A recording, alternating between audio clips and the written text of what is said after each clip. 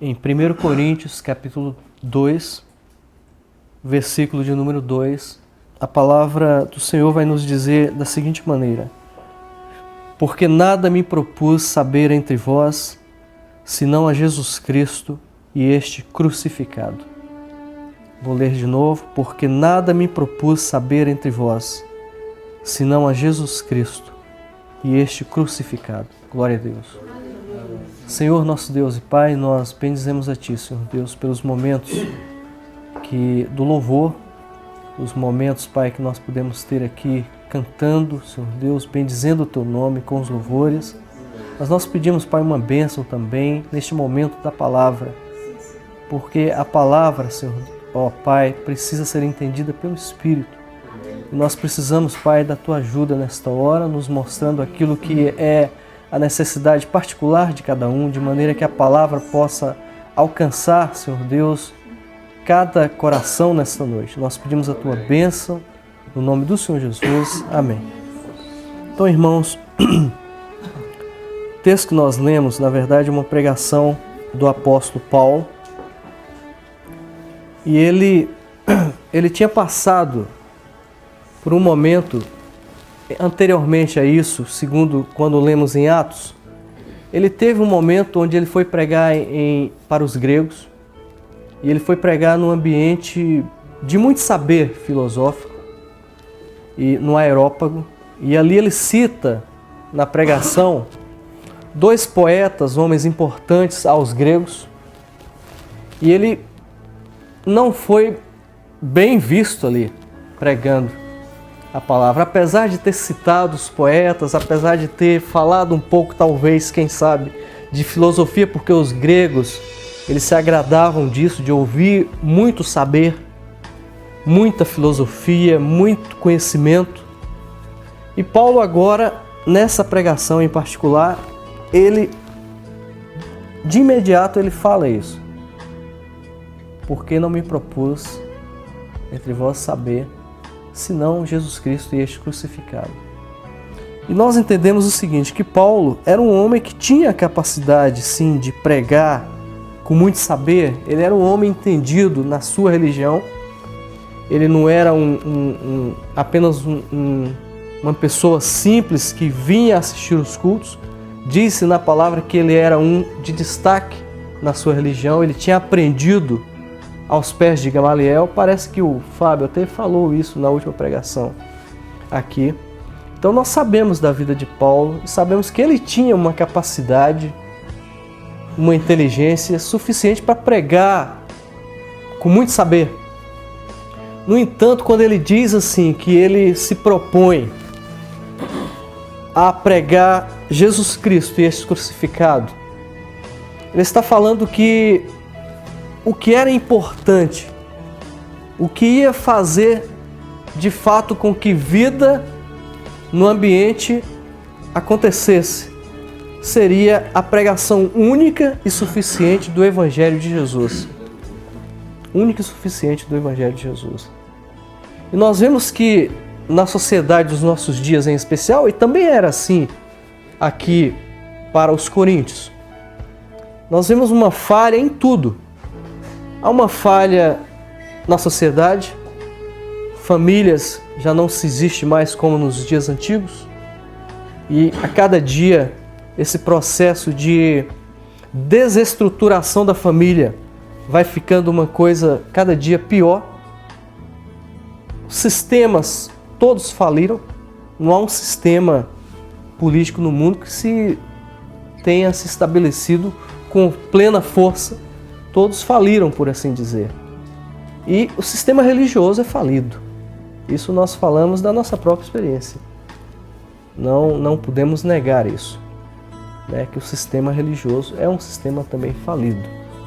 Mas a única coisa que não falhou e jamais irá falhar é Jesus Cristo, o crucificado.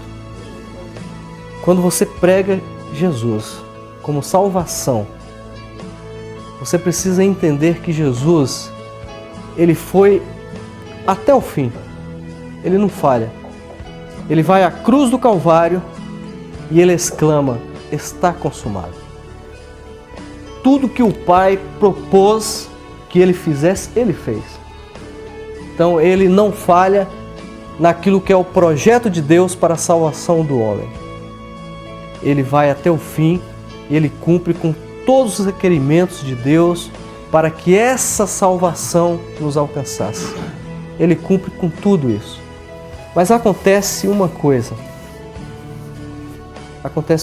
O homem, na sua necessidade de adoração, porque todos têm, as pessoas que estudam os mais diversos cantos da terra chegam naqueles lugares e vê ali que de alguma forma aquela comunidade busca alguma coisa superior para a adoração. Há uma necessidade do homem, há necessidade da adoração. Então o homem, ele buscando adoração, até mesmo nesse ambiente cristão que nós vivemos, muitas das vezes o que ele vive é apenas a experiência da religião, que não passa disso. E vai chegar um momento que aquilo não vai dar certo. E o que nós queremos falar um pouco nessa noite é com relação a exatamente isso. Nós vemos na palavra, por exemplo, eu botei aqui no papel para que eu não fugisse tanto da pregação.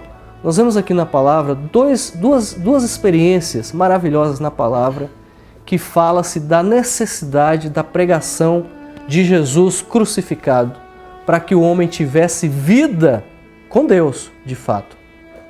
A primeira experiência é a experiência do eunuco. Então esse eunuco, que cita-se em Atos 8, 27, ele era um homem que tradicionalmente ele ia a Jerusalém para adoração. Todo ano ele ia a Jerusalém para adoração, ele cumpria com os requerimentos da religião, ele adorava a Deus em Jerusalém, ele fazia uma viagem da sua terra até Jerusalém para adoração.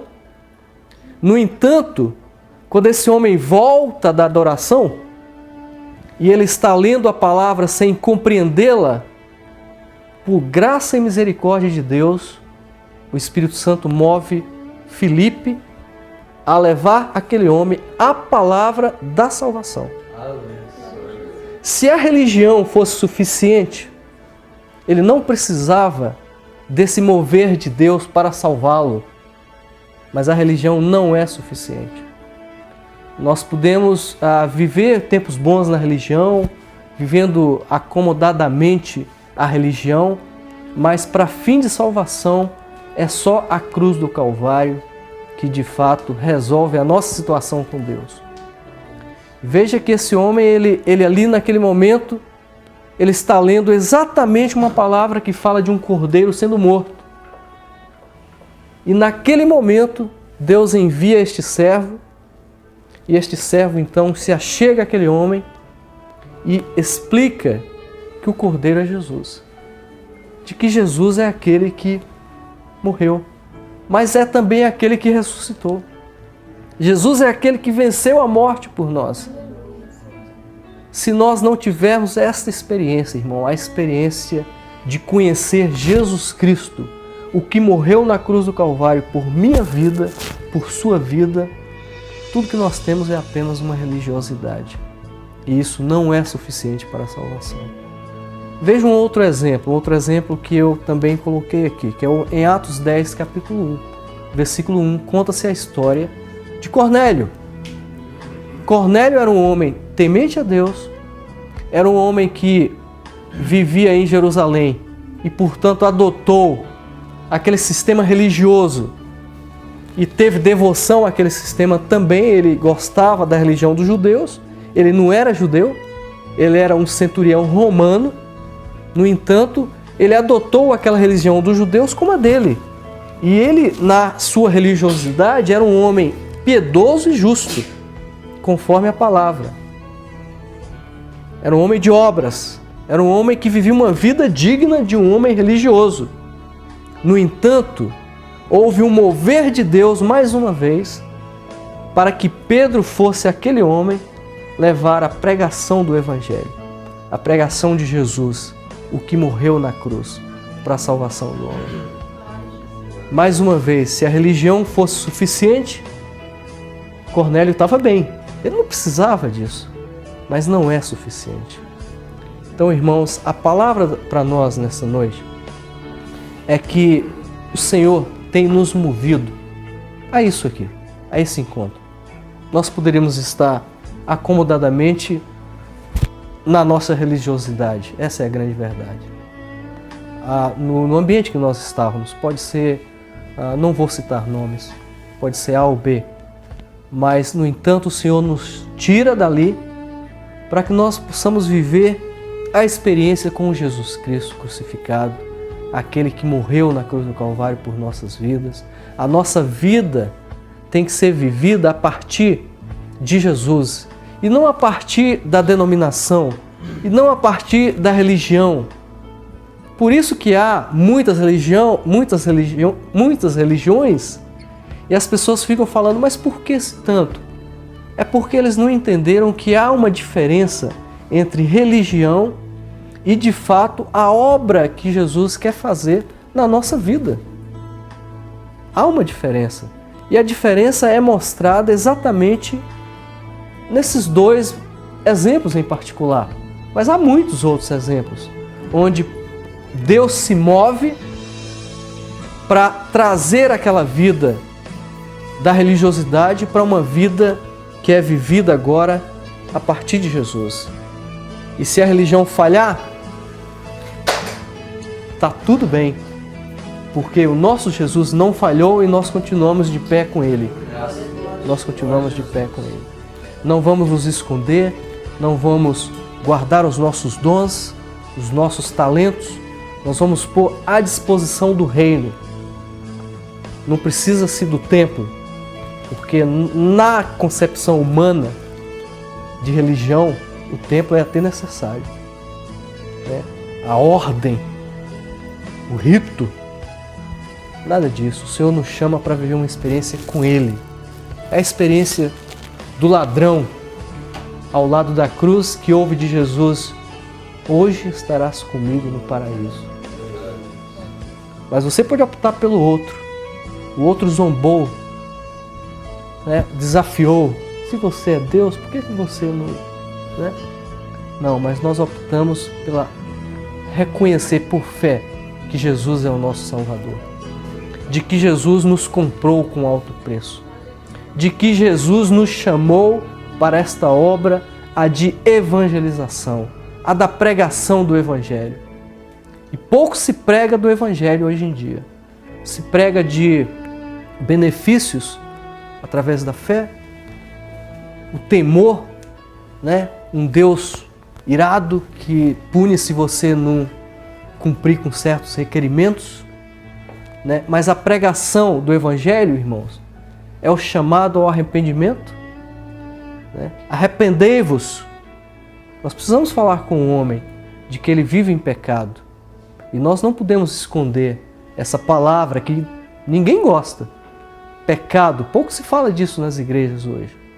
Mas nós precisamos pregar o Evangelho. Arrependei-vos e crede em Jesus e será salvo.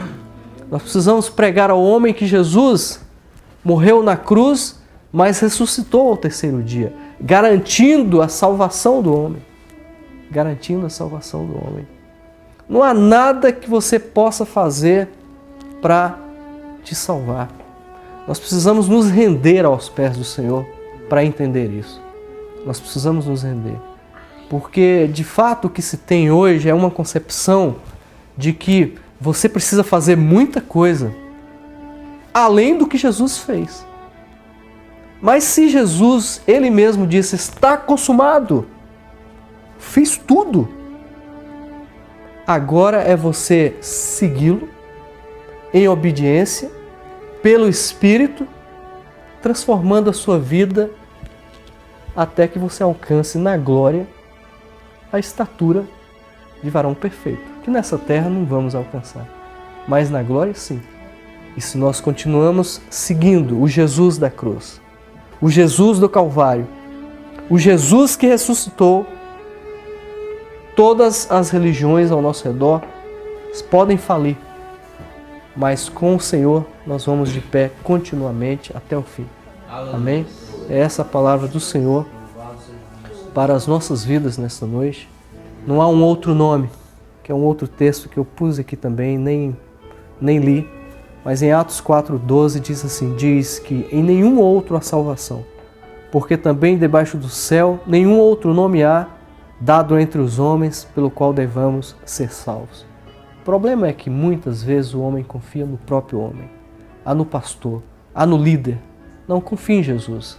Segue com Jesus, obedece Jesus e vive conforme Jesus quer que você viva. Amém? Amém.